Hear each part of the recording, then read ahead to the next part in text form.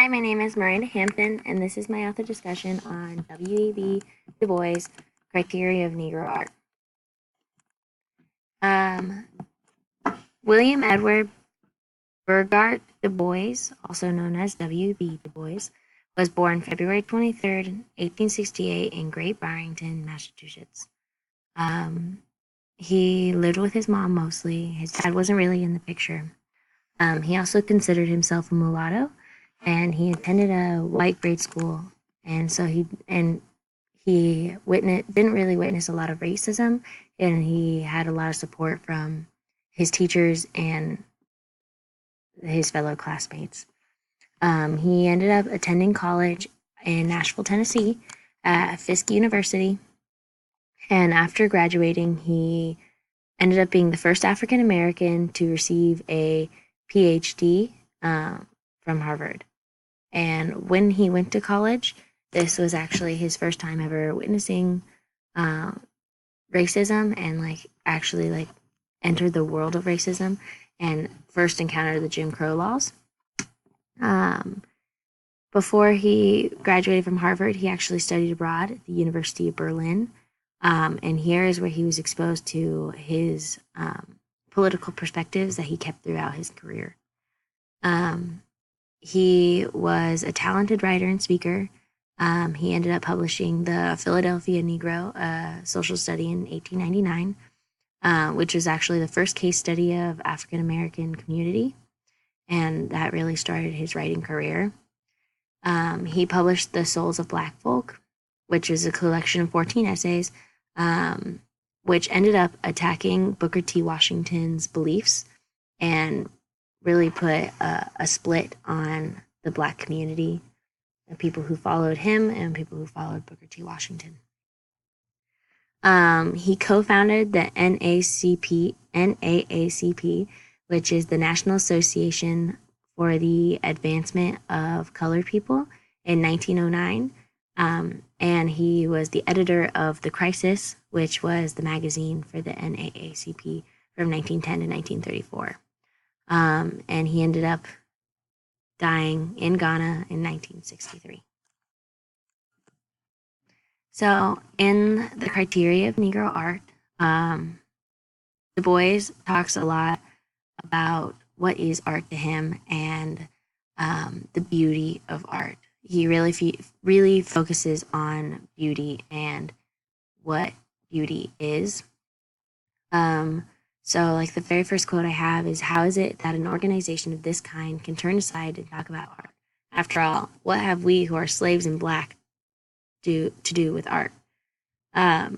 So he basically, this was just a question that some people were going to be asking about why he was talking to them about art. But that really set the tone, I think, about what he wanted to talk about what people actually think African Americans and art really don't go together.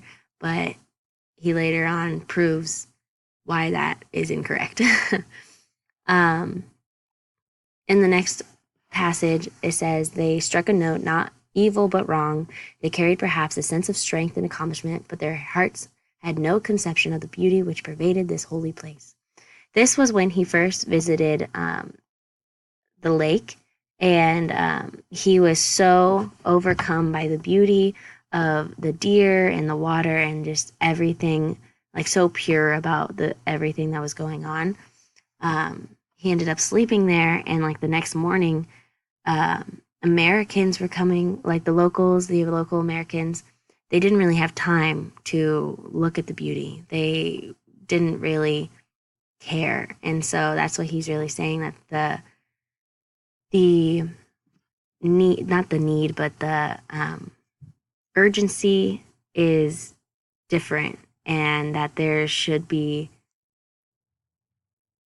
a need for beauty more than it looking like it's a burden, I guess. The next quote, "But today there is coming to both the realization that the work of the black man is not always inferior." So this begins his thoughts of before, when African Americans, when they produced art, they really didn't really get recognition for it. Like their art was automatically seen as bad just because they were African American. So with this quote, that begins like his thought process of how being African American isn't bad and that you should still produce art because it's important. Thus is the burden, thus it is that the burden duty of Black American is to begin this great work of the creation of beauty, of the preservation of beauty, and the realization of beauty. And we must use in this work all the methods that men have used before. Here he's talking about truth and goodness. So not only is he just talking about the beauty of art, but he's also talking about what comes from the art, like what people are feeling, and like he's saying that it is up to Black America to begin this work and everything. Free he is, but his freedom is not but burdened by truth and justice, and slavery only dogs him when he is denied the right to tell the truth or recognize the ideal of justice. This basically talks about how how African Americans aren't recognized for their art, and that they aren't, like he said, he may be free, but his freedom is not there because he is unable to fully express himself to his wisest self. And that's super important to realize. I do not doubt that the ultimate art coming from Black folk is going to be just as beautiful, beautiful largely in the same ways as the art that comes from white folk or yellow or red.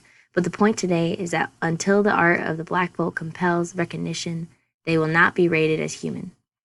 So here he basically is ending his speech talking about how the art that comes from Black people is going to be beautiful no matter what, and that it needs to be recognized the same way as any other race is recognized for their art, and that he has no doubt in the future that is what it's going to be,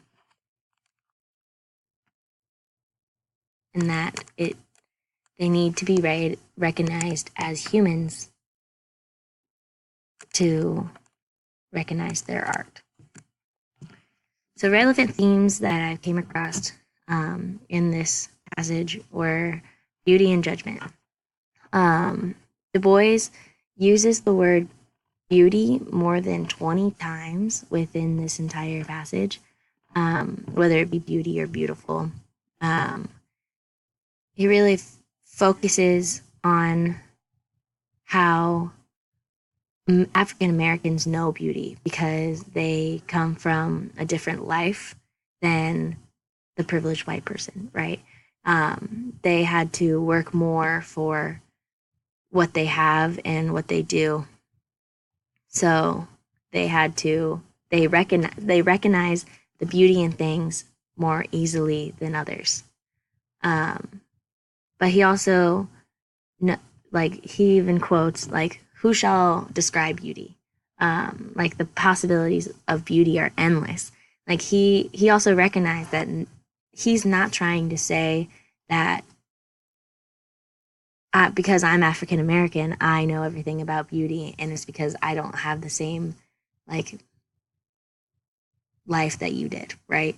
But he's saying that there needs to be some recognition in, like, how they do know beauty more.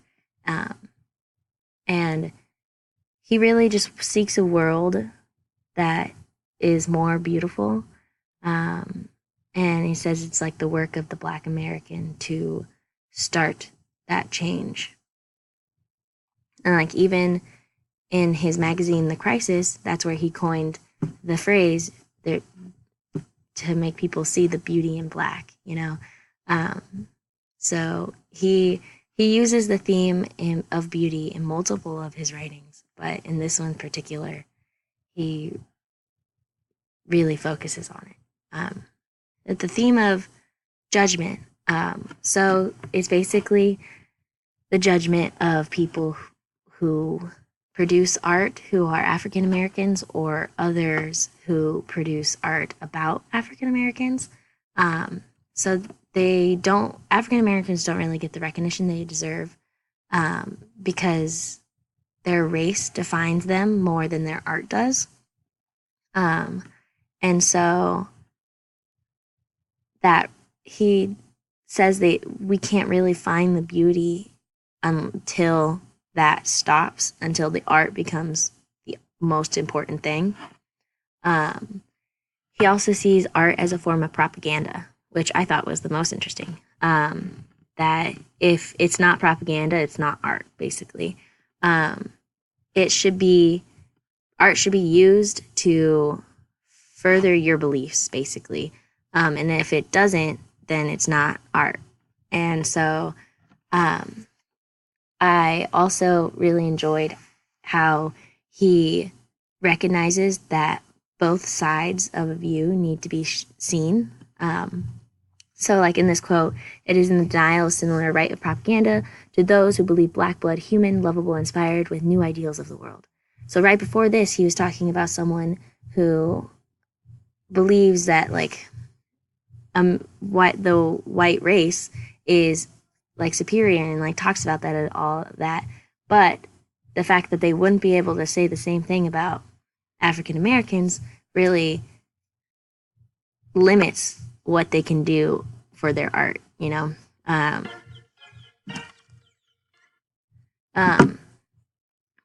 The distinction of African American art, in the end, he believes can be recognized and not really seen as a bad thing. So he believes that African American art can produce more feeling of beautiful, like more beautiful feelings than it does bad feelings at the moment because of their race, that it won't be seen as a bad thing, that once African Americans are seen as human, their art will be seen as beautiful art. And then here are my works cited pages that I used to write this presentation. So thank you so much for watching my author discussion.